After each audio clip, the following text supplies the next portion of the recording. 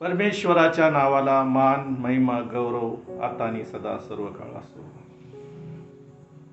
पुन्हा एकदा परमेश्वराची उपकार स्तुती करण्यासाठी परमेश्वराच्या भक्तगणासह या शब्बात दिवशी या सुंदर सकाळच्या वेळेस परमेश्वराची उपकार स्तुती करण्यासाठी परमेश्वराने आम्हाला त्याच्या पवित्र मंदिरामध्ये एकत्र केलेलं आहे. त्याबद्दल मी परमेश्वराच्या नावाला मान महिमा गौरव देतो. खरोखर तो चांगला आहे आणि त्याची दया सनातन आहे. आपण आपल्या भक्तीला सुरुवात करूया. मी परमेश्वराचा आश्रय केला आहे, तर तुम्ही माझ्या जीवाला असे का म्हणता की तो पक्षाप्रमाणे आपल्या डोंगराकडे उडून जा. पहा, दुर्जन धनुष्य वाकवीत आहे, सरळ मनास अंधकारात मरावयासाठी दोरीला तीर लावित आहे. आधारस्तंभच ढासाळले तर धार्मिक काय करणार. परमेश्वर आपल्या पवित्र मंदिरात आहे. परमेश्वराचे सिंहासन स्वर्गात आहे. त्याचे नेत्र मानवास पाहतात, त्याच्या पापण्या त्यास आजमावितात. परमेश्वर धार्मिकाला कसाच लावतो. त्याला दुर्जन व बलात्कारी प्रिय यांचा वीट येतो. दुर्जनावरती तो पाशावर पाश टाकील. अग्नी, गंधक व दाहक वारा यांचा प्याला त्यांच्या वाट्यास येईल. कारण परमेश्वर न्यायी आहे. त्याला धार्मिकता प्रिय आहे. सरळास त्याचे दर्शन होईल. ते बाप वाचलेली वचनं आपल्या सर्वांसाठी आशीर्वादाची करो. त्याच्या नावाला मान महिमा गौरव देतो. आपण प्रार्थना करूया.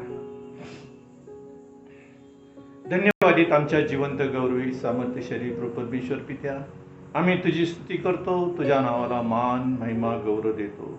खरोखर तू चांगला आहेस आणि तुझी दया सनातन आहे. परमेश्वरा, या शब्बात दिवशी तुझ्या भक्तगणासह तुझी स्तुती आराधना करण्यासाठी पुन्हा एकदा तू आम्हाला घेऊन आलेला आहेस. त्याबद्दल आम्ही तुला धन्यवाद देतो. खरोखर परमेश्वरा, तुझं वचन सांगतं की परमेश्वराच्या मंदिरात राहणाऱ्यांची केवढी धन्यता. ते निरंतर तुझं मुख पाहतील. खरोखर परमेश्वरा, आम्ही तुझ्या मंदिरात येऊन तुझी स्तुती आराधना करतो. कारण परमेश्वरा, तू आम्हाला सहाय्य करण्यासाठी सदैव तत्पर असतो, म्हणून तुझे उपकार मानतो. खरोखर परमेश्वरा, आजच्या शास्त्र वचनामध्ये स्तोत्रामध्ये सुद्धा दावीद राजा हेच म्हणतो की परमेश्वर धार्मिकास कसास लावतो, पण सरळास तो न्यायी असा परमेश्वर आहे. खरोखर परमेश्वरा, या वचनाच्या द्वारे तू आम्हाला आशीर्वादित केलं, त्याबद्दल आम्ही तुला धन्यवाद देतो. परमेश्वरा, आजचं तुझं वचन जे येणार आहे ते परमेश्वरा अनेकांना आशीर्वादाचं कारण असं होऊ दे, अशी आम्ही तुझ्या चरणाजवळ प्रार्थना करतो. परमेश्वरा, तुझं वचन हे जिवंत असं वचन आहे. जो ते ग्रहण करतो त्याचा कधीही नाश होणार नाही, असं तुझं वचन सांगतं. आणि त्याच वचनावर आम्ही विश्वास ठेवून आमचं जीवन जगत असताना तू आम्हाला सहाय्य कर, मदत कर, मार्गदर्शन कर. आमचा धन्य तारणारा प्रभू येशू ख्रिस्त याच्या गोड आणि पवित्र नावात मागतो, म्हणून तू ऐक बापा. आमीन. आजच्या मन्नासाठी जो शास्त्रभाग निवडलेला आहे तो आहे प्रेषितांचे कृत्य याचा 10वा अध्याय आणि 1 ते 8 वचनं आपण आज मननासाठी घेणार आहोत. नवीन करारातील प्रेषितांची कृत्य याचा 10वा अध्याय 1 ते 8 वचनं. पेत्र व कर्नेल्या. कैसऱ्या येथे कर्नेल्या नामे कोणी एक पुरुष इटालिक म्हटलेल्या फलटणीमध्ये जमादार होता. तो धार्मिक व आपल्या सर्व कुटुंबासह देवाचे भय बाळगणारा, लोकास फार दान धर्म करणारा व देवाची नित्य विनंती करणारा असा होता. त्याने दिवसाच्या सुमारे 3ऱ्या प्रहरी प्रत्यक्ष असा दृष्टांत पाहिला की आपणाकडे देवाचा दूत येत असून कर्नेल्या अशी हाक मारित आहे. तेव्हा तो त्याचकडे लक्ष लावून भयभीत होऊन म्हणाला, काय महाराज? त्याने त्यास म्हटले, तुझ्या प्रार्थना व तुझे दान धर्म ही देवासमोर स्मरणात आली आहे. तर याफेस माणसे पाठील आणि शिमोन पेत्र नावाच्या एका पुरुषाला बोलून आण. तो शिमोन नावाच्या कोणा एका चांभाराच्या इथे पाहुणा आहे. त्याचे घर समुद्राच्या काठी आहे. जो देवदूत त्याच्या बरोबर बोलत होता तो गेल्यावर त्याने आपल्या घरच्या 2 चाकरास व आपली एकनिष्ठेने सेवा करणाऱ्यातील एका धार्मिक शिपायास बोलविले आणि त्याच्याजवळ सर्व सविस्तर सांगून त्यास याफेस पाठविले. देवबाप वाचलेली वचनं आपल्या सर्वांसाठी आशीर्वादाची करो. त्याच्या नावाला मान, महिमा, गौरव आता आणि सदा सर्व काळ असो. आमीन. आपण प्रार्थना करूया. धन्यवादित आमच्या जिवंत गौरवी सामर्थ्यशाली प्रभू परमेश्वर पित्या, आम्ही तुझी स्तुती करतो. तुझ्या नावाला मान, महिमा, गौरव देतो. खरोखर तू चांगला आहेस आणि तुझी दया सनातन आहे. परमेश्वरा, या सुंदर शब्बात दिवशी, या सकाळच्या समयी तुझ्या भक्तगणासंगती तुझं वचन सांगत असताना परमेश्वरा, तू मला तुझ्या क्रूसाच्या आड लपव आणि माझ्या मुखातून निघणारा प्रत्येक शब्द हा ख्रिस्त होय आणि आमीन असाच असू दे, अशी तुझ्या चरणाजवळ प्रार्थना करतो. होऊ दे परमेश्वरा. हे वचन ऐकून अनेकांना तू आशीर्वादित करशील असा आमचा पूर्ण विश्वास आहे. आणि परमेश्वरा, जे तुझ्यावर विश्वास ठेवतात त्यांना तू कधी लज्जित आणि फजित होऊ देत नाही. त्याबद्दल आम्ही तुला धन्यवाद देतो. पुन्हा एकदा सर्व गौरव, महिमा, स्तुती, स्तवन करत ख्रिस्त येशूच्या नावात ही सर्व प्रार्थना आणि विनंती केली म्हणतो. ऐक बापा. आमेन. आजच्या म्हणण्याकरिता जो शास्त्रभाग निवडलेला होता तो प्रेषितांची कृत्य याचा 10वा अध्याय आणि 1 ते 8 वचनं याच्यावर आम्ही आज मनन आणि चिंतन करणार आहोत. आम्ही पाहतो की प्रेषितांच्या कृत्यांमध्ये जे काही प्रेषितांनी कृत्य केलेले आहेत येशू ख्रिस्ताच्या पुनरुत्थानानंतर आणि संपूर्ण जगात ह्या प्रेषितांच्या कृत्यामध्ये आम्ही पाहतो की सुवार्ता गाजवली गेली.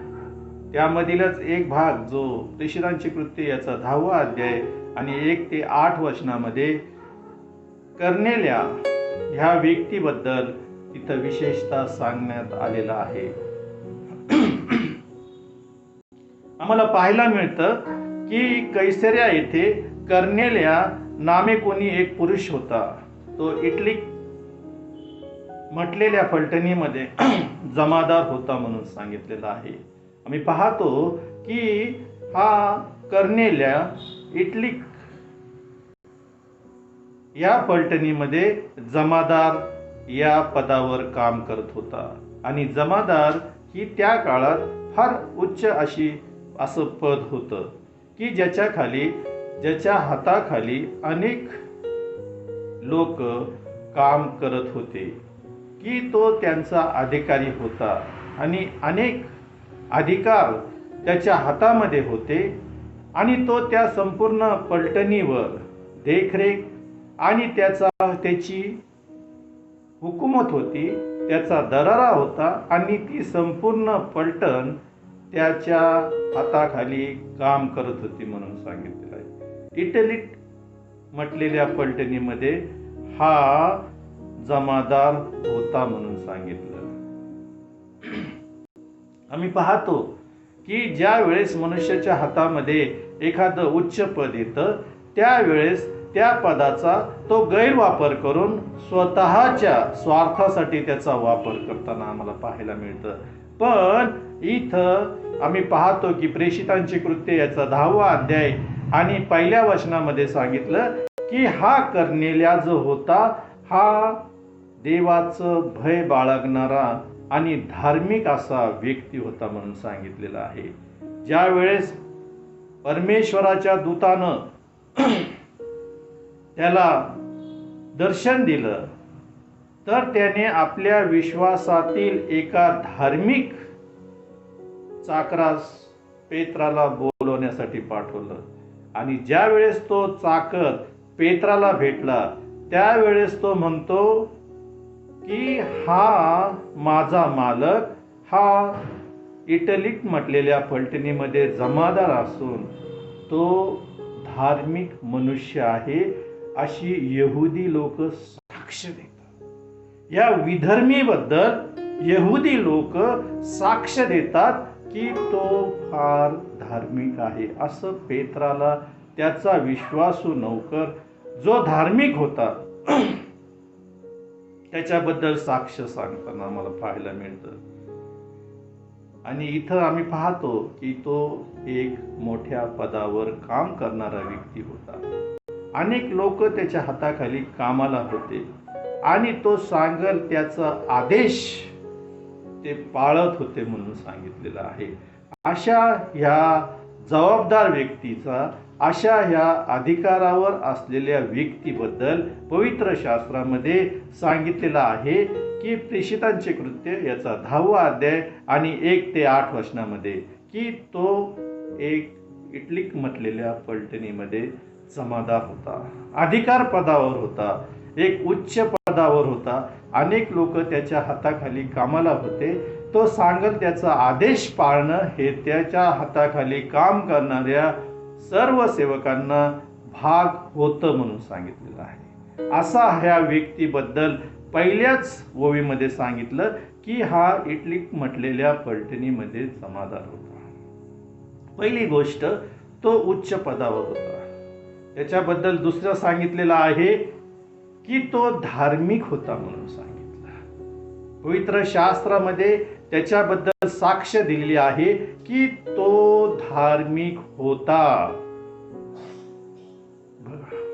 फार विशेष अशी गोष्ट प्रेषितांच्या कृत्यामध्ये एका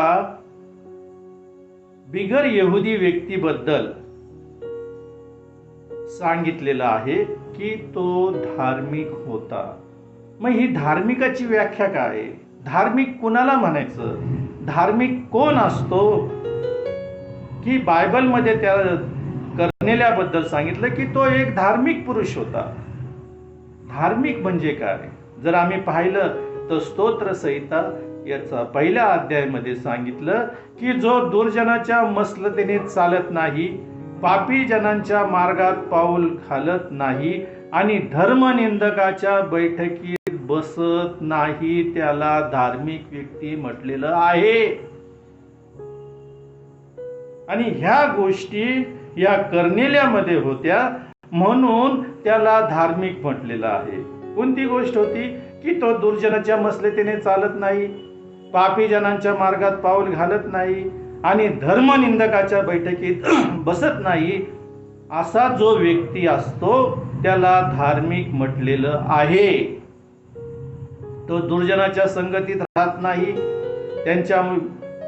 त्यांच्या मताशी सहमत होत नाही आणि त्यांच्या संगती त्याचं बसणं उठणं नसतं. असा जो व्यक्ती असतो तो धार्मिक असतो असं दावीद राजा स्तोत्र संहिता याच्या पहिल्या अध्यायाच्या पहिल्या वचनात म्हणतो. आणि जर असा व्यक्ती जर नसला तर तो दुर्जन आहे असं म्हणून सांगितलेलं आहे. मग ह्या दुर्जनाबद्दल बायबलमध्ये काय सांगितलेलं आहे? तर नीतिसूत्राचं पुस्तक याचा 10वा अध्याय आणि 23व्या वचनात सांगितलेलं आहे की मूर्खाला, दुर्जनाला म्हणजे काय? मूर्खाला म्हणजे दुर्जनाला, धर्मनिंदकाला, पाप्याला काय म्हटलेलं आहे ते नीतिसूत्राचं पुस्तक याचा 10वा अध्याय आणि 23व्या वचनामध्ये मूर्खाला दुष्कर्म करण्यात मौज वाटते. आनंद वाटतो. एखाद्याला पिडण्याबद्दल त्याला त्रास झाला म्हणजे ह्यांना एक प्रकारचा आनंद होतो म्हणून सांगितलेलं आहे. काय सांगितलं तिथं? मूर्खाला दुष्कर्म करण्यामध्ये मौज वाटते. म्हणजे एखाद्याबद्दल काहीतरी वाईट गोष्टी करायची, त्याच्यावर संकट अचानक उद्भवलं अशी परिस्थिती निर्माण करायची आणि ते संकट आलं म्हणजे त्याला त्रास झाला म्हणजे त्याच्या संकटामध्ये ह्यांना मौज येते म्हणून सांगितलेलं आहे. ह्यांना आनंद होतो म्हणून सांगितलेलं आहे. अशा हा दुर्जनाचा स्वभाव असतो असं ज्ञानी शलोमोन राजा म्हणतो. तो ज्ञानी शलोमोन राजा नीतिसूत्राचं पुस्तक याचा 11वा अध्याय आणि 19व्या वचनामध्ये तो म्हणतो की जो दुर्जनाच्या मार्गे लागतो. काय सांगितलं तिथं? नीतिसूत्राचं पुस्तक याचा 11वा अध्याय आणि 19व्या वचनामध्ये जो दुष्कर्म मागे लागतो तो आपणावर मृत्यू आणतो म्हणून. जर आम्ही दुष्कर्मासंगती संगत धरली, आम्ही धर्मनिंदकाच्या बैठकीत बसलो, आम्ही त्यांच्या मसलतीने चाललो, तर ज्ञानी शलोमोन नीतिसूत्राचं पुस्तक याचा 11वा अध्याय आणि 19व्या वचनात म्हणतो की असा व्यक्ती स्वतःवर मृत्यू आणतो. नीतिसूत्राचं पुस्तक याचा 13वा अध्याय आणि 21व्या वचनात सांगितलं की पाप्याच्या, दुर्जनांच्या, धर्मनिंदकाच्या पाठीस अरिष्ट लागते. कारण परमेश्वराचं लक्ष पृथ्वीवर असतं म्हणून सांगितलेलं आहे. आणि जे असे कृत्य करतात त्याच्या मागे परमेश्वर अरिष्ट आणतो. तो ज्ञानी शलोमोन राजा नीतिसूत्राचं पुस्तक याचा 11वा अध्याय आणि 21व्या वचनामध्ये फार विश्वासाने ही गोष्ट सांगतो. तो काय म्हणतो त्याच्यामध्ये विश्वासानं की दुर्जनाला शिक्षा चुकणार नाही हे मी तुला टाळी देऊन सांगतो. किती विश्वास त्या ज्ञानी शलोमोन राजाचा आहे की जे दुष्कृत्य करतात, जे धर्मनिंदकाच्या बैठकीत बसतात, जे दुर्जनांच्या मसलतीने चालतात, जे पापी जनांच्या मार्गात चालतात, त्यांच्याबद्दल ज्ञानी शलोमोन राजा नीतिसूत्राचं पुस्तक याचा 11वा अध्याय आणि 21व्या वचनात खात्रीशीर सांगतो, निश्चित सांगतो, विश्वासपूर्वक सांगतो की दुर्जनाला शिक्षा चुकणार नाही हे मी टाळी देऊन सांगतो. म्हणून आम्ही दुर्जनांच्या मार्गाने चाललं नाही पाहिजे, त्यांच्या मसलतीने आम्ही चाललं नाही पाहिजे, त्यांच्या मार्गात आम्ही पाऊल घातलं नाही पाहिजे. आणि ज्या वेळेस हे दुर्जन धर्मनिंदकाच्या बैठकीत बसतात त्या बैठकीत बसून आम्ही काहीही दुष्कृत्य करू नये हे परमेश्वराची इच्छा आहे. आणि म्हणून तो स्तोत्र पहिल्यामध्ये म्हणतो की धन्य तो पुरुष जो दुर्जनांच्या मसलतीने चालत नाही, पापी जनांच्या मार्गात पाऊल घालत नाही आणि धर्मनिंदकाच्या बैठकीत बसत नाही. तर पुढं सांगितलं तर परमेश्वराच्या शास्त्रात रमतो. काय सांगितलं तिथं? तर परमेश्वराच्या शास्त्रात रमतो, त्याच्या शास्त्राचे अहोरात्र मनन करतो. धर्मनिंदकाच्या बैठकीत बसत नाही तर परमेश्वराच्या शास्त्रात रमतो. धन्य म्हटलेलं आहे, आशीर्वादित म्हटलेलं आहे, नीतिमान म्हटलेलं आहे, सरळ जन म्हटलं आहे ह्या लोकांना जे परमेश्वराच्या शास्त्रामध्ये रमतात आणि त्याच्या शास्त्राचे अहोरात्र मनन करतात, मनन आणि चिंतन करतात, त्याच्या वचनाचं अनुकरण करतात, त्यांनी सांगितलेल्या वचनावर ठाम राहून आपलं जीवनक्रम चालतात, त्याला तो धन्य म्हटलेला आहे. आणि जो अशा पद्धतीने वागतो त्याला परमेश्वर सदैव आशीर्वाद दिल्याशिवाय कधीच राहणार नाही असं सांगितलेलं आम्हाला पाहायला मिळतं. आणि म्हणून दावीद राजा स्तोत्र 84 मध्ये म्हणतो, स्तोत्र संहिता याचा 84वा अध्याय आणि 11व्या वचनामध्ये म्हणतो, जे सात्विकपणे चालतात, जे धार्मिक प्रमाणे धर्मकृत्याप्रमाणे चालतात, जे नीतिमत्वपूर्वक चालतात, त्यास परमेश्वर उत्तमातलं उत्तम दिल्याशिवाय राहणार नाही.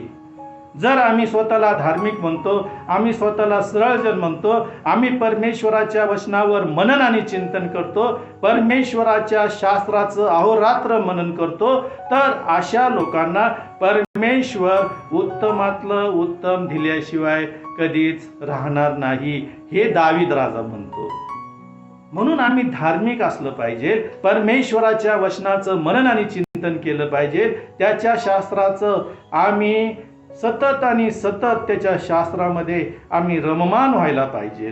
तर परमेश्वर आम्हाला म्हणतो की धन्य तो पुरुष जो परमेश्वराच्या शास्त्रात रमतो, त्याच्या शास्त्राचे अहोरात्र मनन आणि चिंतन करतो. पहिलं पेत्र याचा 3 अध्याय आणि 12 वचनामध्ये सांगितलं, कारण परमेश्वराचे नेत्र धार्मिकावर असतात व त्याचे कान त्यांच्या विनंतीकडे असतात. जी काही आम्ही प्रार्थना करतो, जी काही विनंती करतो, त्याच्याकडे परमेश्वराचे कान असतात म्हणून सांगितलेलं आहे. तरी वाईट करणाऱ्यावर परमेश्वराची नजर असते. जे दुर्जन असतात, जे दुष्कृत्य करतात, जे धर्मनिंदकाच्या बैठकीत बसतात, त्याच्यावर परमेश्वराची नजर असते म्हणून सांगितलेलं आहे.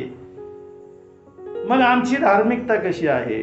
दावीद राजा म्हणतो की जो दुर्जनांच्या मसलतीने चालत नाही, पापी जनांच्या मार्गात पाऊल घालत नाही, धर्मनिंदकाच्या बैठकीत बसत नाही, तर परमेश्वराच्या शास्त्रात रमतो, त्याच्या शास्त्राचे अहोरात्र मनन करतो. जर अशा पद्धतीने आम्ही असू तर आम्ही धार्मिक आहोत.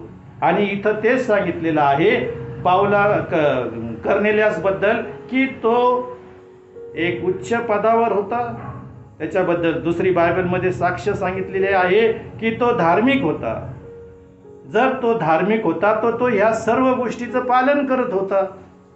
मग आमची धार्मिकता कशी आहे? या जगामध्ये आम्ही समरूप झालेलो आहोत काय?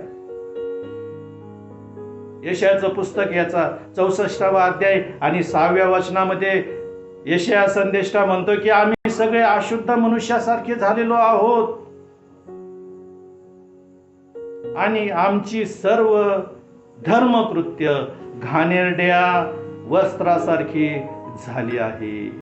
काय सांगितलं तिथं? आम्ही सगळे अशुद्ध मनुष्यासारखे झालेलो आहोत, आमची सर्व धर्मकृत्य घाणेरड्या वस्त्रासारखी झाली आहेत, आम्ही सर्व पाल्याप्रमाणे वाळून गेलो आहोत आणि आमच्या अधर्मानेच आम्हाला वादळाप्रमाणे उडवून दिलं आहे. ही आमची धार्मिक कृत्य आहे का? हे जे आम्ही वस्त्र घातलेलं आहे हे आमची धार्मिक कृत्य अशा पद्धतीचे आहेत का? पाल्याप्रमाणे आम्ही वाळून गेलेलो आहोत. आमची सर्व धर्मकृत्य, आमची धार्मिकता, आमचं चांगलं वागणं हे एक घाणेरड्या वस्त्रासारखी झाली आहे आणि आमच्या दुष्कर्मानेच आम्हाला वादळाप्रमाणे उडवून दिलेलं आहे. ही आमची धर्मकृत्य आहे का? पण कर्नेलियाबद्दल बायबलमध्ये साक्ष सांगितलेली आहे की तो इटलीत म्हटलेल्या पलटणीमध्ये जमादार होता. आणि दुसरी गोष्ट त्याच्याबद्दल सांगितलेली आहे की तो धार्मिक होता म्हणून सांगितलेलं आहे. त्याच्याबद्दल साक्ष सांगितलेली आहे. तिसरी गोष्ट त्याच्याबद्दल सांगितली की आपल्या सर्व कुटुंबासह देवाचे भय बाळगणारा होता. काय सांगितलं? आपल्या सर्व कुटुंबासहित तो देवाचं भय बाळगणारा होता. तो एकटाच नव्हता परमेश्वराचं भय बाळगणारा, तर सर्व कुटुंबासह. त्याच्या घरामध्ये अनेक लोक असतील, त्याचे भाऊ असतील, त्याची पत्नी असतील, त्याचे लेकरं असतील, त्याचे आई वडील असतील, हे संपूर्ण कुटुंब, कर्नेलियसचं संपूर्ण कुटुंब हे धार्मिक होतं. त्याच्याबद्दल तिसरी गोष्ट सांगितलेली आहे की सहकुटुंब परमेश्वराचं भय धरणारं होतं. आम्ही पाहतो की उत्पत्तीचं पुस्तक याचं 6वा अध्याय आणि 9व्या वचनामध्ये सांगितले आहे, नोहा आपल्या काळातील लोकांमध्ये धार्मिक व सात्विक मनुष्य होता. नोहा देवाच्या समागमे राहत असे. सहकुटुंब तो देवाच्या समागमे राहत असे. परमेश्वराच्या संगतीमध्ये राहत होता. परमेश्वराच्या बरोबर राहत होता. परमेश्वराच्या शास्त्राचं किंवा जे काही नियमशास्त्र त्यावेळेस नव्हतं, पण जे काही परमेश्वराच्या आज्ञा त्याच्यापर्यंत आल्या होत्या त्या सर्व गोष्टीचं पालन करणारा, परमेश्वराच्या संगतीमध्ये, परमेश्वराच्या सहभागितेमध्ये आणि परमेश्वराच्या समागमे राहणारं नोहाचं कुटुंब होतं. असं उत्पत्तीचं पुस्तक याचा 6वा अध्याय आणि 9व्या वचनात सांगितलेलं आम्हाला पाहायला मिळतं. दुसरं एक सांगितलेलं उदाहरण योबाचं पुस्तक याचा 1ला अध्याय आणि 8व्या वचनामध्ये असं सांगितलेलं आहे की ज्या वेळेस देव स्वर्गामध्ये उभा होता त्यावेळेस सैतान त्यांच्या जवळ आला आणि परमेश्वर त्याला म्हणतो की तू पृथ्वीवर सर्वकडे हिंडून आलेला आहेस, तुला माझा सेवक योब याच्याकडे तुझं लक्ष गेलेलं आहे काय? देव योबाबद्दल सैतानाला साक्ष देतो की ह्या भूतलावर त्याच्या तोडीचा सात्विक, सरळ, देवाला भिवून वागणारा व पापापासून दूर राहणारा कोणी नाही. योबाबद्दल परमेश्वराने साक्ष दिली आहे की ह्या भूतलावर त्याच्या तोडीचा सात्विक, सरळ व देवाला भिवून वागणारा व पापापासून दूर राहणारा कोणी नाही म्हणून सांगितलेलं आहे. अशी साक्ष परमेश्वराने योबाबद्दल दिलेली आहे.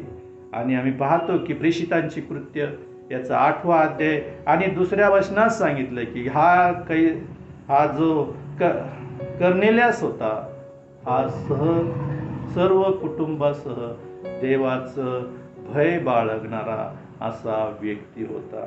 लूका वर्तमान याचा 1ला अध्याय आणि 6व्या वचनामध्ये सांगितलेलं आहे की ती उभयता म्हणजे पती पत्नी, नवरा बायको, ती उभयता देवाच्या दृष्टीने धार्मिक होती आणि प्रभूच्या सर्व आज्ञा विधी निर्दोषतेने अनुसरणारी ती होती म्हणून सांगितले. कुणाबद्दल साक्ष सांगितलेले आहे? ही योहानाचे बाप्तिस्मा करणारा योहान त्याच्या आई वडिलांबद्दल ही साक्ष दिलेली आहे. कारण आम्ही बघतो की अलीशिबा ही अहरोनाच्या कुळातली होती. अहरोनाचं कुळ म्हणजे याजकीय घराणं होतं आणि त्याच्या कुळातून ही अलीशिबा आलेली होती आणि तिचा पती जो जखर्या होता हा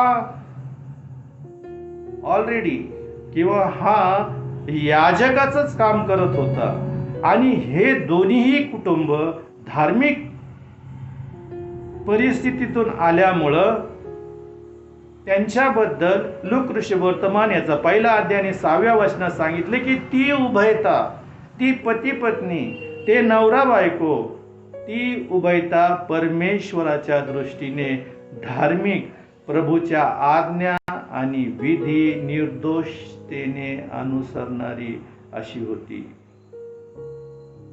आणि 11व्या वचनामध्ये लूका वर्तमान याचा 1ला अध्याय आणि 11व्या वचनामध्ये जर आम्ही पाहिलं तर त्या काळातला जखर्या हा मुख्य याजक होता आणि परिपाठाप्रमाणे इस्रायलाच्या पापासाठी तो पवित्र स्थानामध्ये इस्रायलाच्या पापासाठी मध्यस्थी करण्यासाठी तो जाणार होता.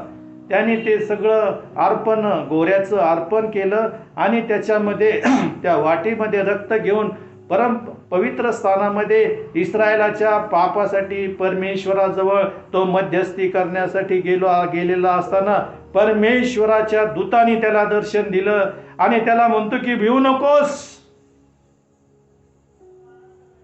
काय म्हटला जखर्याला त्या पवित्र स्थानामध्ये परमेश्वराचा दूत की भिवू नकोस, कारण तुझी विनंती परमेश्वरासमोर ऐकण्यात आलेली आहे.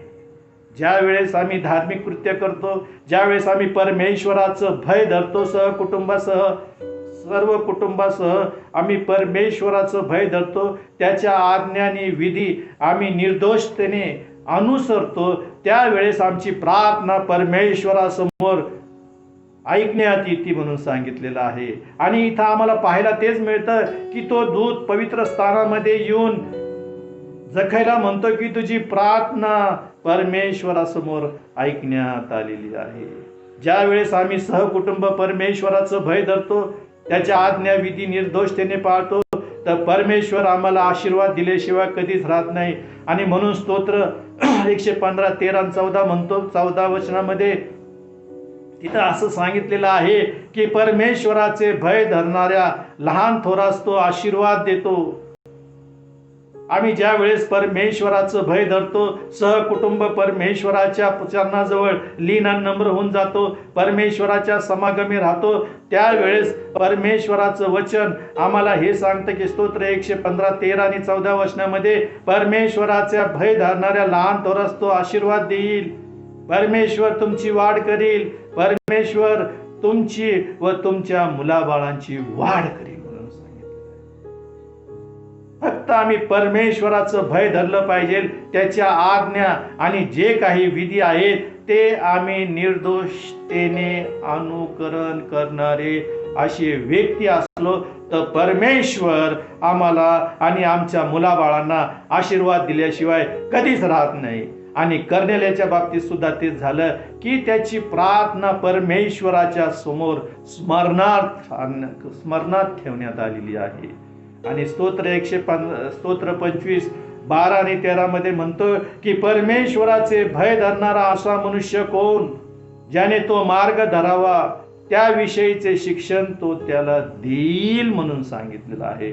जर आम्ही परमेश्वराच्या शास्त्राचं मनन आणि चिंतन करतो, त्याच्या शास्त्रात रमतो, सतत त्याच्या शास्त्राच्या वचनाबद्दल आम्ही आमच्या कुटुंबामध्ये चर्चा करतो, विचार विनिमय करतो, त्याच्या गोष्टीबद्दल आम्ही सतत एकमेकांसंगती डिस्कस करतो, परमेश्वराच्या वचनाव्यतिरिक्त आम्ही कोणत्याच वायफळ गप्पा करत नाही, तर परमेश्वराच्या शास्त्रात रमतो आणि परमेश्वराचं भय आम्ही सहकुटुंब धरतो, त्यावेळेस परमेश्वर आम्हाला त्याविषयीचा मार्गदर्शन करण्यासाठी, शिक्षण देण्यासाठी सदैव तत्पर असतो, असं स्तोत्र 25:12 वचनामध्ये सांगितलेलं आहे. आणि 13 वचनामध्ये म्हणतो की त्याचा वंश सुखा समाधानी राहील, त्याचा वंश सुखा समाधानाने राहील, त्याचा वंश पृथ्वीचे वतन पावेल. जर आम्ही परमेश्वराचं भय धरलं, त्याच्या आज्ञा आम्ही व्यवस्थितरित्या सांगितल्याप्रमाणे अनुसरतो, अनुकरण करतो, त्याप्रमाणे आमचं मार्गक्रम करतो, त्यावेळेस परमेश्वर आम्हाला आशीर्वाद दिल्याशिवाय कधीच राहत नाही. ह्या गोष्टीचं शिक्षण परमेश्वर आम्हाला देतो, असं स्तोत्र 25:12 मध्ये सांगितलेलं आहे. आणि ज्या वेळेस आम्ही या पद्धतीने आमचं जीवन जगतो, त्यावेळेस परमेश्वर आम्हाला आशीर्वाद दिल्याशिवाय कधीच राहत नाही. स्तोत्र 128 मध्ये सुद्धा धार्मिक पुरुषाबद्दल सांगितलेलं आहे, धन्य तो पुरुष जो परमेश्वराचे भय धरतो व त्याच्याच मार्गाने चालतो. तू आपल्या श्रमाचं फळ खाशील, तू सुखी होशील, तुझे कल्याण.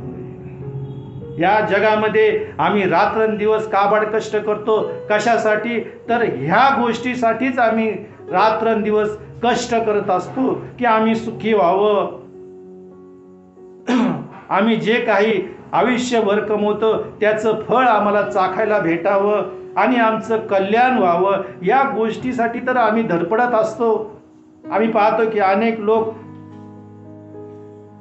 परमेश्वराच्या वचनाप्रमाणे जीवन जगत नाही आणि परमेश्वराला अनुसरत नाही, ते त्यांची नोकरी संपायच्या आतच ख्रिस्त या जगाचा निरोप घेतलेला असतो. पण तो म्हणतो की तू सुखी होशील, तुझं कल्याण होईल, तू आपल्या श्रमाचं फळ खाशील. कधी?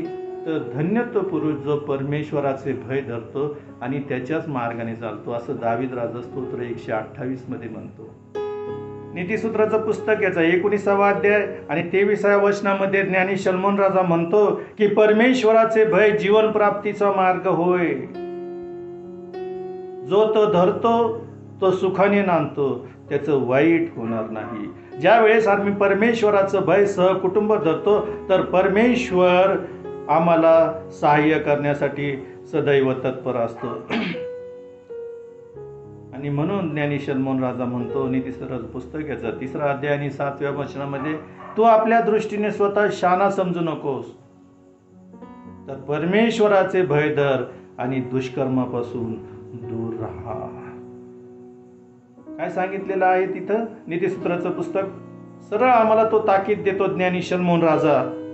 नीतिसूत्राचं पुस्तक याचा 3रा अध्याय आणि 7व्या वचनामध्ये म्हणतो की तू आपल्या दृष्टीने स्वतःला शहाणा समजू नकोस, तर परमेश्वराचे भय धर आणि दुष्कर्मापासून दूर राहा, असं तो सांगतो.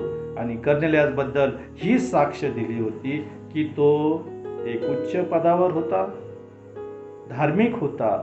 आणि तिसरी गोष्ट त्याच्याबद्दल सांगितलेली आहे की तो सहकुटुंब परमेश्वराचं भय धरणारा होता. त्याच्याबद्दल चौथी गोष्ट सांगितलेली आहे की तो फार दान धर्म करणारा होता. दान धर्म करणारा होता.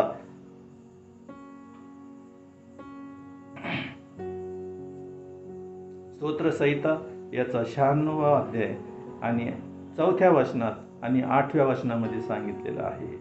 कर्नेलियाबद्दल साक्ष सांगितलेली आहे की तो फार दान धर्म करणारा होता. म्हणून दावीद राजा स्तोत्र 96 मध्ये म्हणतो की कारण परमेश्वर थोर व परमस्तुत्य आहे. काय म्हणतो दावीद राजा? कारण परमेश्वर थोर व परमस्तुत्य आहे. परमेश्वराच्या नावाची थोरवी गा, अर्पण घेऊन त्याच्या अंगणामध्ये या म्हणून सांगितलेलं आहे. सर्व काही अर्पण घेऊन परमेश्वराच्या अंगणामध्ये, परमेश्वराच्या समक्षतेमध्ये, परमेश्वराच्या सानिध्यामध्ये तुम्ही या म्हणून सांगितलेलं आहे. आम्ही पाहतो की अनुवादाचं पुस्तक याच्यामध्ये सांगितलेलं आहे की तिथं परमेश्वर मोशेच्या द्वारे इस्रायल लोकांना सांगतो की ज्या देशात तुम्ही जाऊन राहाल त्या देशामध्ये जे काही तुम्हाला उत्पन्न होईल त्या उत्पन्नाचं सर्व दशमांश घेऊन मी सांगेल त्या धार्मिक स्थळी तुम्ही ते घेऊन यायचं म्हणून सांगितलेलं आहे. आणि आम्ही पाहतो की त्या गोष्टीचं अनुकरण इस्रायल लोकांनी केलेलं आहे. तो म्हणतो की तू समजू नकोस की हे सर्व मी माझ्या बलाने केलेलं आहे, मी माझ्या कर्तृत्वाने केलेलं आहे, मी माझ्या कर्माने केलेलं आहे. हे तू समजू नकोस. तर हे सर्व परमेश्वराने तुला पुरवून दिलेलं आहे. त्यासाठी तू परमेश्वराच्या समोर रिक्त हस्ते येऊ नकोस. तो जे काही तुला तो हे बल आणि सामर्थ्य परमेश्वराने तुला पुरवलं आहे, त्याच्यातून तू हे निर्माण केलेलं आहे, त्याच्यातून तुला हे भेटलेलं आहे. त्याच्यासाठी याचा दशमांश घेऊन आणि सर्व काही उत्तम असं घेऊन तो परमेश्वराच्या दर्शनासाठी ये म्हणून सांगितलेलं आहे. तिथं सांगितलेलं आहे कोणीही रिक्त हस्ते येऊ नको. तिथं सांगितलेलं आहे अनुवादाच्या पुस्तकामध्ये, तू जाऊन त्या देशामध्ये वस्ती करशील, त्या देशामध्ये भिकारी, गरीब, अनाथ आणि विधवा यांची संख्या कमी होणार नाही. तर यांची सुद्धा जबाबदारी तूच घ्यायची.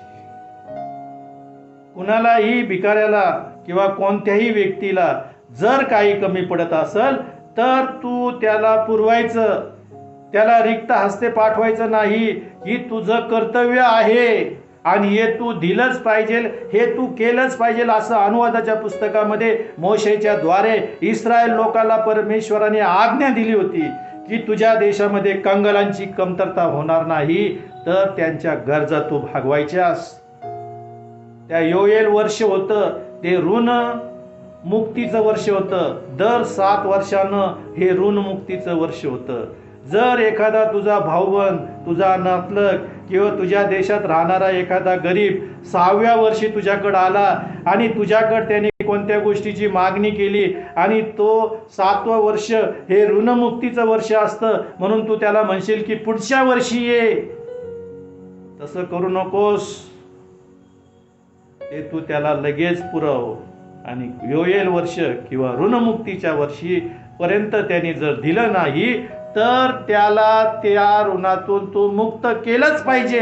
ही परमेश्वराची आज्ञा इस्रायलाला मोशेच्या द्वारे दिली होती, ती त्यांनी पाळली म्हणून सांगितलं. आणि जर तू असं करशील तर तुझ्या मध्ये कोणत्याही गोष्टीची कमतरता पडणार नाही म्हणून सांगितलेलं आहे.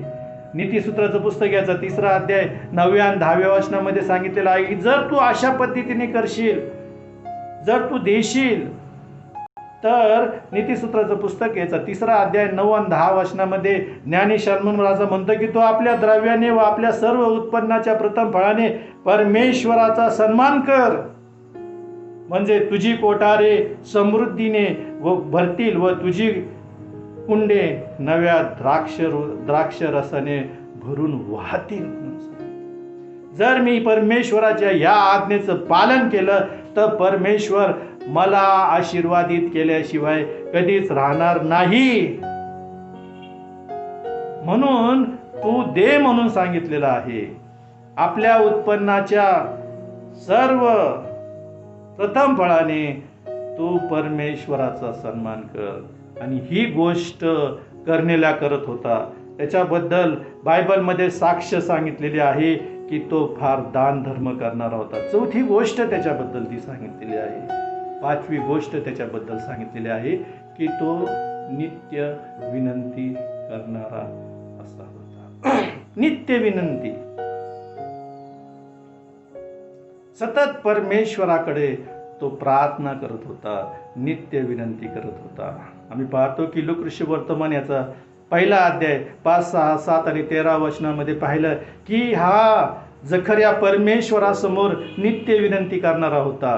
आणि ज्या वेळेस तो पवित्र स्थानामध्ये इस्रायलाच्या पापासाठी मध्यस्थी करण्यासाठी गेला तर परमेश्वराने त्याला दर्शन देऊन सांगितलं की तुझी प्रार्थना आणि विनंती परमेश्वरासमोर स्मरणार्थ आली आहे. आणि आम्ही पाहतो की परमेश्वराने या वृद्धाप काळातही त्या उभयतांना पुत्र संतान देऊन त्यांचं वैवाहिक जीवन फलद्रूप केलं आणि त्यांच्या पोटी बाप्तिस्मा करणारा योहान जन्माला आला म्हणून सांगितलेलं आहे. ती उभयता वांज होती म्हणून सांगितलेलं आहे. पण परमेश्वरासमोर ती निर्दोषतेने त्याच्या आज्ञा आणि विधी पाळणारी होते म्हणून त्यांची विनंती परमेश्वरासमोर स्मरणार्थ आलेली आहे. इफिस्करास पत्र याचा 6वा अध्याय आणि 18व्या वचनामध्ये सांगितलेलं आहे की सर्व प्रकारे प्रार्थना व विनंती करा, सर्व समय आत्म्याच्या प्रेरणेने प्रार्थना करा आणि या कामी सर्व तत्परतेने व सर्व प्रियजनांसाठी विनंती करीत जागृत राहा म्हणून सांगितलेलं आहे. जे लोक आम्हाला प्रार्थना करण्यासाठी सांगतात, 2 आठवड्यापूर्वी अहमदनगर चर्च काउन्सिलचे सेक्रेटरी रेव्हरंड सुनील भांबळ यांनी सांगितलं होतं की अनेक लोक मध्यस्थीच्या प्रार्थनेसाठी आम्हाला विनंती करतात. त्या लोकांची आम्ही आठवण ठेवली पाहिजे आमच्या प्रार्थनेमध्ये की आम्ही परमेश्वराच्या समक्षतेमध्ये जाऊ. त्यावेळेस त्या लोकांच्या ज्या काही गरजा असतील, ज्या काही विनंत्या असतील त्याच्यासाठी आम्ही परमेश्वराच्या जवळ मध्यस्थी केली पाहिजे. आणि इथं पाऊल इफिसीतील मंडळीला तेच म्हणतो की सर्व तत्परतेने व सर्व प्रियजनांसाठी विनंती करीत सर्वदा जागृत राहा म्हणून सांगितलेलं आहे. आम्ही जागृत आहोत काय? परमेश्वराच्या समागमे आम्ही आहोत काय? परमेश्वराच्या गोष्टी आम्ही अनुसरणारे आहोत काय? करण्याबद्दल साक्ष सांगितलेली आहे की तो जमादार होता, तो धार्मिक होता, आपल्या सर्व कुटुंबासह देवाचे भय बाळगणारा होता, लोकांना फार दान धर्म करणारा होता व देवाला नित्य विनंती करणारा होता. नियमशास्त्रानुसार जर आम्ही पाहिलं तर करनेल्या हा नीतिमान ठरत होता म्हणून सांगितलं. कारण नियमशास्त्रामधल्या सगळ्या गोष्टी तो अनुकरण करत होता. परमेश्वराच्या वचनाप्रमाणे तो चालत होता. परमेश्वराने सांगितलेल्या आज्ञा विधी आणि नियमांचं तो पालन करत होता म्हणून सांगितलं. तो नीतिमान ठरला पाहिजे होता आणि तो नीतिमान होता नियमशास्त्राच्या आज्ञेप्रमाणे, कारण नियमशास्त्र संपूर्ण तो पाळत होता म्हणून सांगितलेलं आहे. पण तरीही एक गोष्टीची उणीव त्याच्यामध्ये होती. नवीन कराराप्रमाणे जुना करार संपला आणि त्या नवीन करारानुसार जर आम्ही ख्रिस्ताच्या समागमे असलो तर आम्हाला तारण साधून घेणं गरजेचं आहे. ह्या सर्व गोष्टी तो करत होता म्हणून सांगितलेलं आहे. तो धार्मिक होता, परमेश्वराकडे नित्य विनंती करणारा होता, सहकुटुंब परमेश्वराचं भय धरणारा होता, दान धर्म करणारा होता. ह्या सर्व नियमशास्त्राच्या अटी तो पूर्ण करत होता. तो नीतिमान ठरत होता. तरीही परमेश्वराच्या दूतानं त्याला दर्शन देऊन सांगितलं की तू याफेस इथे मनुष्य पाठव आणि शिमोन याचं घर समुद्राच्या काठी आहे, तिथं शिमोन पेत्र नावाचा व्यक्ती आहे, त्याला बोलून आण, म्हणजे तो देवाविषयीच्या गोष्टी तुम्हाला सांगेल. कोणती गोष्टीची उणीव त्याच्यामध्ये होती, कोणत्या गोष्टीची कमतरता त्याच्यामध्ये होती. नियमशास्त्रानुसार तो त्याच्या सर्व अटी आणि नियमात तो पूर्णपणे बसत होता म्हणून सांगितलेलं आहे. बायबलमध्ये त्याच्याबद्दल साक्ष सांगितलेली आहे. तरीही परमेश्वराच्या दूतानं त्याला सांगितलं की तू त्याला बोलून आण, म्हणजे देवाबद्दलच्या गोष्टी तो तुला सांगेल. आणि आम्ही पाहतो की त्याने याफेस इथे माणूस पाठवला.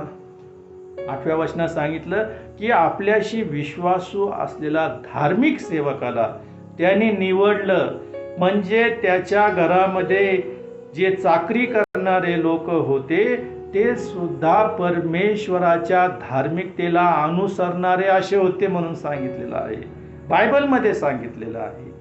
मग त्याने पेत्राला बोलवलं आणि आम्ही पाहतो की प्रेषितांचे कृत्य याचा 11वा अध्याय आणि 12 पासून 14 वचनापर्यंत जर पाहिलं तर तिथं असं सांगितलेलं आहे, शिमोन पेत्राला बोलून आण, ज्याच्या योगे तुझे व तुझ्या सर्व कुटुंबाचे तारण होईल अशा गोष्टी तो तुला सांगेल. काय सांगितलं? या सर्व गोष्टी त्याच्या ठाई होत्या. तरीही परमेश्वर त्याला म्हणतो 14 वचनामध्ये, प्रेषितांचे कृत्य 11वा अध्यायाच्या 14 वचनात तो म्हणतो की ज्याच्या योगे तुझे व तुझ्या सर्व कुटुंबाचे तारण होईल अशा गोष्टी तो तुला सांगेल. अशा गोष्टी म्हणून जर आम्ही जर ह्या सर्व अटी पाळत असलो तरीही आम्ही नीतिमान ठरू शकत नाही. आम्हाला आमच्या पापाच्या केलेल्या कृत्याबद्दल परमेश्वराकडं पश्चातापी अंतःकरण जाऊन लीन आणि नम्र होऊन त्याच्या चरणाजवळ जाऊन आमच्या पापाची कबुली आम्ही केली पाहिजे, तर आम्हाला तारण प्राप्त होईल. आणि जर आम्ही हे सर्व करत जरी असलो आम्ही नीतिमान ठरणार नाही, आम्ही स्वर्गाच्या राज्यात जाणार नाही. म्हणून आम्ही आमचं तारण साधून घेतलं पाहिजे. म्हणून प्रेषितांचे कृत्य याचा 11वा अध्याय आणि 14 वचनामध्ये म्हणतो की ज्याच्या योगे तुझे व तुझ्या कुटुंबियांचे तारण होईल अशा गोष्टी तुला सांगल.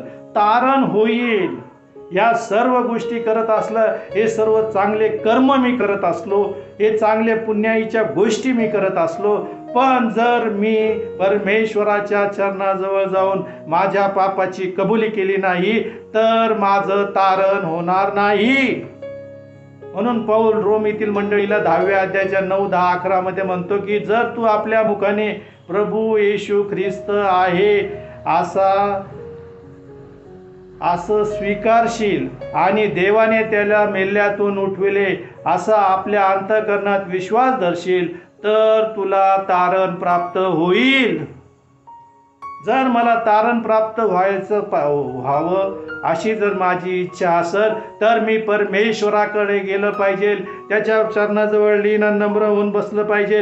मी माझ्या आयुष्यामध्ये जे काही वाईट गोष्टी केलेल्या आहेत, जे दुष्कृत्य केलं आहे, जे काही मी धर्मनिंदकाच्या बैठकीत बसून परमेश्वराच्या विरुद्ध गोष्टी केल्या असतील, व्यभिचार केला असेल, जार कर्म केला असेल, लबाडी केली असेल, चुकीच्या गोष्टी केल्या असेल, त्या सर्व मी ज्या वेळेस परमेश्वराच्या चरणाजवळ जाऊन प्रार्थना करून कबूल करतो आणि त्याच्यापासून मी आपली पाठ फिरवतो तर मला तारण प्राप्त होईल. म्हणून पौल रोमेतील मंडळीला 12व्या अध्यायाच्या पहिल्या वचनामध्ये म्हणतो की तुम्ही आपल्या शरीराचा जिवंत, पवित्र व देवाला ग्रहणीय असा यज्ञ सादर करा. मग हा जिवंत आणि ग्रहणीय यज्ञ कधी सादर करतो तर ज्या वेळेस आम्ही परमेश्वराजवळ जाऊन आपल्या पापाची कबुली करतो त्यावेळेस. दावीद राजा ज्या वेळेस परमेश्वराच्या जवळ गेला, परमेश्वर दाविदाबद्दल म्हणतो की हा माझ्या मनासारखा आहे आणि त्याचं कुळ बी यहुदियांच्या राज्यपदावरून कधीही समाप्त होऊ देणार नाही. तो सतत परमेश्वराच्या समागमे होता. पण परमेश्वराच्या दृष्टीने जे दुष्कृत्य ते दाविदाने केलं त्यावेळेस तो परमेश्वराच्या चरणाजवळ गेला. स्तोत्र 51 मध्ये म्हणतो की पहा परमेश्वरा, मी जन्माचाच पापी आहे, माझ्या आईने गर्भधारणा केली त्यावेळेसच पासूनच मी पापी आहे. आणि आम्ही म्हणतो की मी कुठं दुष्कृत्य करतो, मी कुठं वाईट कृत्य करतो, मी परमेश्वराचं भय धरतो, परमेश्वराच्या वचनाप्रमाणे चालतो, परमेश्वराच्या समागमे चालतो, मला काय पश्चाताप करायची गरज नाही, मला काय तारण साध्य करून घ्यायची गरज नाही. मी फार धर्मकृत्य करत असलो तरीही मी स्वर्गात जाणार नाही. दावीद राजा म्हणतो की यजोबाने माझा पापमल दूर कर, माझ्या आईने गर्भधारणा केली त्यावेळेसचाच मी पापी आहे. जर या गोष्टी आम्ही परमेश्वराकडे कबूल करत नसलो तर आम्हाला तारण प्राप्त होणार नाही.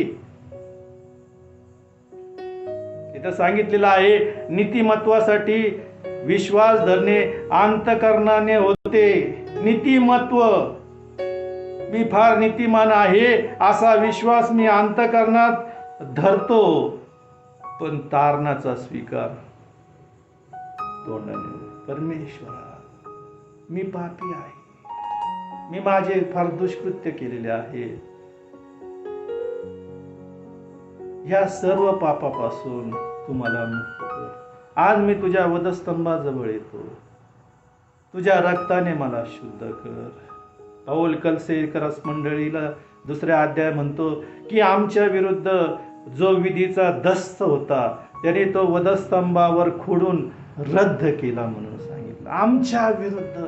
मनुष्य हा पापी आहे, मनुष्य हा व्यभिचारी आहे, मनुष्य हा धर्मनिंदक आहे, परमेश्वर हा लबाड आहे, मनुष्य हा जारकर्मी आहे, मनुष्य हा कामतूरपणा करतो, मनुष्याच्या जागी मत्सर आहे, राग आहे, तट आहे, फुटी आहे, कामतूरपणा आहे.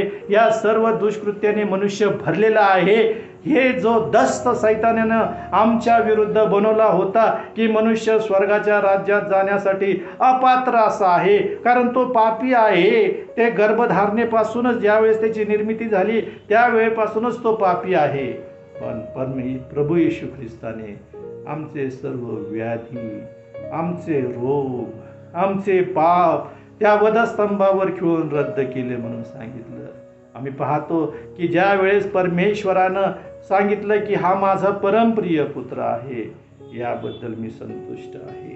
आणि त्या संतुष्टपणामुळं संपूर्ण मनुष्य जातीचं पाप त्याच्यावर लादण्यात आलं.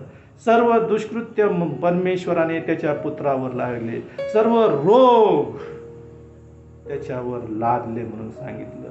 तो त्याच्या मनासारखा होता आणि परमेश्वराची आज्ञा तो अनुसरणारा असा येशू ख्रिस्त होता. ज्ञानी शलोमोन राजा गीत रत्नात म्हणतो तो लाखात मोहरा आहे, पण आमच्या पापामुळं यशाया 53 अध्याय म्हणतो की त्याच्याकडे पाहिलं तर लोक तोंड फिरवतात. आमच्या पापामुळं तो इतका काळवंडला होता, आमच्या शापामुळं तो इतका अशुद्ध झाला होता, आमच्या पापामुळं तो निस्तेज झाला होता आणि त्याला इतकी कठोर अशी शिक्षा त्या वधस्तंभावर देण्यात आली होती. म्हणून त्या पित्याने सुद्धा त्या परमप्रिय पुत्राकडं त्याची व्याधी, त्याचे होत असणारे हाल पाहून आपलं तोंड परमेश्वरानं त्या वधस्तंभापासून फिरवलेलं आम्हाला पाहायला मिळतं त्या पित्यानं.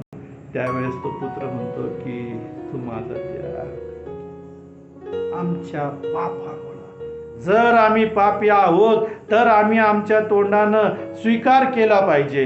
प्रेषितांचे कृत्य 4 अध्याय 12 वचनामध्ये सांगितलं की तारण दुसऱ्या कोणाकडून नाही, जेणेकरून आपले तारण व्हावायचे आहे ते आकाशाखाली दुसरे कोणतेही नाव नाही, तर फक्त प्रभू येशू ख्रिस्ताद्वारेच आमच्या पापाची क्षमा होती आणि आम्हाला तारण प्राप्त होतं. आम्ही ते तोंडाने कबूल केलं पाहिजे. पहिले योहानाचं पुस्तक याचा 1 अध्याय 8, 9 आणि 10 वचनामध्ये सांगितलेलं आहे, आपल्याला पाप नाही असे जर आपण म्हणतो तर आपण स्वतःला फसवितो व आपल्या ठाई सत्य नाही. जर आपण स्वतःची पापे पदरी घेतो तर तो विश्वासू व न्यायी आहे, म्हणून आपल्या पापाची क्षमा करील व आपल्या सर्व अधर्मापासून तो आपल्याला शुद्ध करील. आम्ही पाप केले नाही जर असं आम्ही म्हणतो तर आम्ही स्वतःची फसवणूक करून घेतो.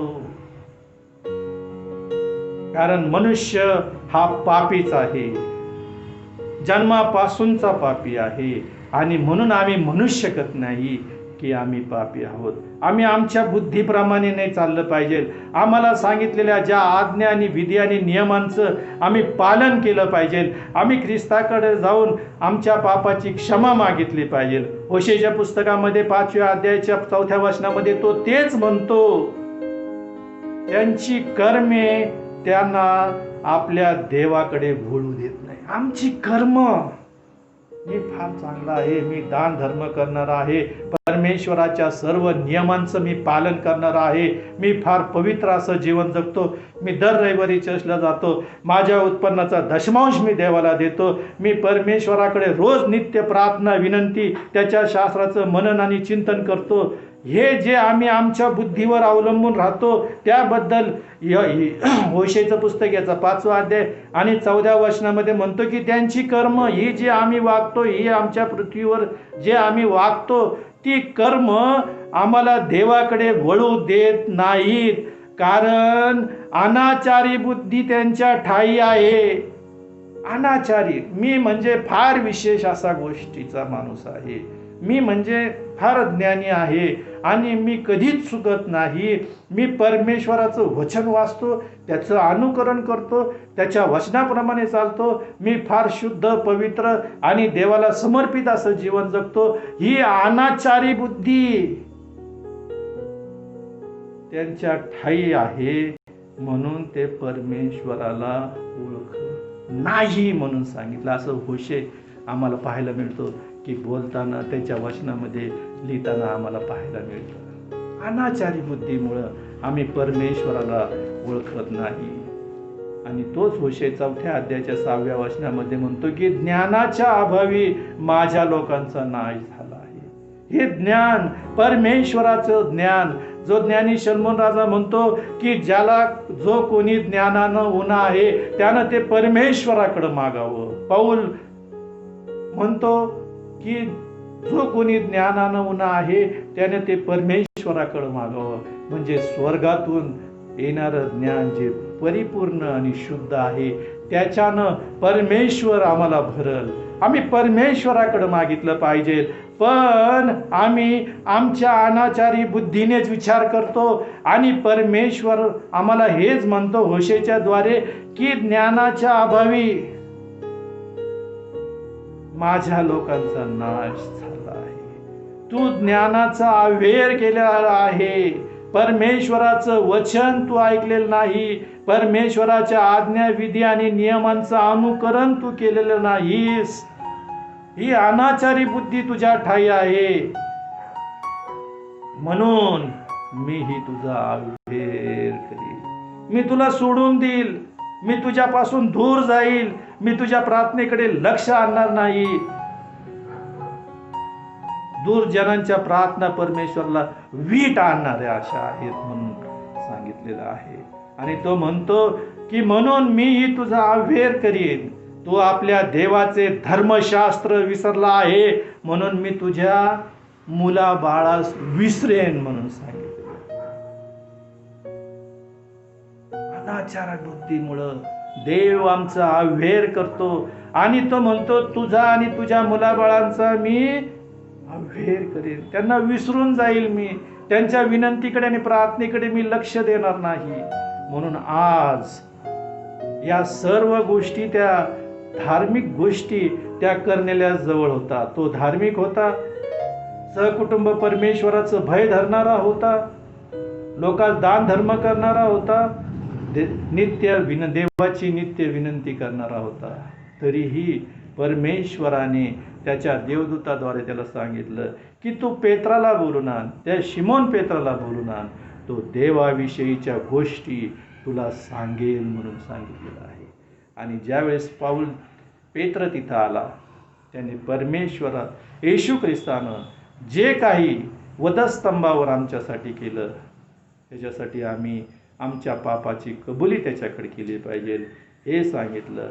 त्यावेळेस पाऊल पेत्र प्रेषितांच्या कृत्यामध्ये म्हणतो की जे धार्मिकतेने वागतात आणि त्या लोकांवर पवित्र आत्मा उतरून आला, त्यावेळेस पेत्र प्रेषितांची कृत्ये 10वा अध्याय आणि 25व्या वचनामध्ये म्हणतो, जो त्याची भीती बाळगतो व त्याची कृत्य धर्मशील आहे त्याला तो मान्य आहे. विदेशी लोकांवर परमेश्वराचा पवित्र आत्मा उतरला ही पहिली घटना प्रेषितांचे कृत्य याच्या 10व्या अध्यायामध्ये आम्हाला पाहायला मिळतं. कारण त्या काळामध्ये यहुदी लोक विधर्म्यांसंगती एकत्र येत नव्हते. आम्हाला पाहायला मिळतं की प्रेषितांचे कृत्य 10वा अध्याय आणि 28व्या वचनामध्ये तो म्हणतो, पेत्र म्हणतो की त्याने मला म्हटले की यहुदी मनुष्य अन्य जातीच्या मनुष्याबरोबर संबंध ठेवतील किंवा त्याच्याबरोबर जाणे हे त्याला अशास्त्र आहे. म्हणजे शास्त्राच्या दृष्टीने यहुदी लोक विधर्मीयांसंगती, परराष्ट्रीयांसंगती, परक्या लोकांसंगती संबंध ठेवत नव्हते. ते शास्त्राला धरून नाही, पण ते शास्त्र त्याच अध्यायाच्या 35व्या वचनात म्हणतो की पेत्र म्हणतो की जे त्याची भीती बाळगतात, सर्व समर्थ परमेश्वराची भीती बाळगतात आणि आपले पाप त्या सर्व समर्थ परमेश्वराजवळ कबूल करतात, अशा लोकांची धर्मशील परमेश्वराकडे आहेत. आज आम्ही कुठे आहोत प्रियांनो? आज परमेश्वराचे येण्याचे दिवस जवळ आलेले आहेत. काय सांगितलेलं आहे इब्रिकरास पत्र याचा 9वा अध्याय 27-28 मध्ये, ज्या अर्थी मनुष्याला एकदा मरणे व त्यानंतर न्याय होणे नेमून ठेवला आहे, त्या अर्थी ख्रिस्त बहुतांचे पापे स्वतःवर घेण्यास एकदाच अर्पिला गेला आहे आणि जे त्याची वाट पाहतात त्यास तारणासाठी पापविरहित असा दुसऱ्याने दिसेल. आज त्याचे येण्याचे दिवस जवळ आलेले असताना आम्ही त्याच्या चरणाजवळ जाऊ, त्या परमेश्वराकडे आम्ही प्रार्थना आणि विनंती करू. आम्ही रडून पश्चातापी अंतकरणानं परमेश्वराकडे जाऊ आणि त्याला म्हणू की हे परमेश्वरा, मी पापी आहे, मी केलेल्या पापाबद्दल तुम्हाला क्षमा कर. आणि ज्या वेळेस आम्ही पश्चातापी अंतकरणानं परमेश्वराकडे प्रार्थना करतो, तो आम्हाला तारण दिल्याशिवाय आणि त्या सार्वकालिक जीवनात घेऊन गेल्याशिवाय कधीच राहणार नाही. आणि ही गोष्ट कर्नेलियसने केलेली आम्हाला पाहायला मिळतं. रवी जकरिया हा जो देवाचा सेवक होता, महान देवाचा सेवक होता, जो काही दिवसापूर्वी ख्रिस्तामध्ये विसावा पावलेला आहे, तो म्हणतो की तुम्ही आता स्वार्थी बना. काय म्हणतो तो? तुम्ही स्वार्थी बना आता. तुम्ही तुमचं तारण साध्य करून घ्या. आता तुम्ही लोकांना सांगा, पण सर्वात पहिले तुम्ही स्वार्थी व्हा आणि तारण साधून घ्या. कारण देवाचा पुत्र कोणत्या क्षणी येईल हे आज सांगता येणार नाही. आणि आम्ही पाहतो की कर्नेलियसने जे काही पेत्रानं सांगितलं त्याचं अनुकरण केलं आणि त्याच्या कुटुंबाचं तारण झालेलं आम्हाला पाहायला मिळतं. आज आम्ही सुद्धा त्या परमेश्वराकडे जाऊ, सहकुटुंब जाऊ आणि परमेश्वराकडं प्रार्थना आणि विनंती करू की परमेश्वरा, तू माझा स्वीकार कर. मी पापी आहे, तू माझा स्वीकार कर. आणि आज आम्ही लीन नम्र होऊन त्या परमेश्वराकडे जाऊया आणि प्रार्थना करूया की परमेश्वरा, माझं तारण कर. आपण प्रार्थना करूया. धन्यवादित आमच्या जिवंत गौरवी सामर्थ्यशाली परमेश्वर पित्या, आम्ही तुझी स्तुती करतो, तुझ्या नावाला मान महिमा गौरव देतो. खरोखर तू चांगला आहेस आणि तुझी दया सनातन आहे.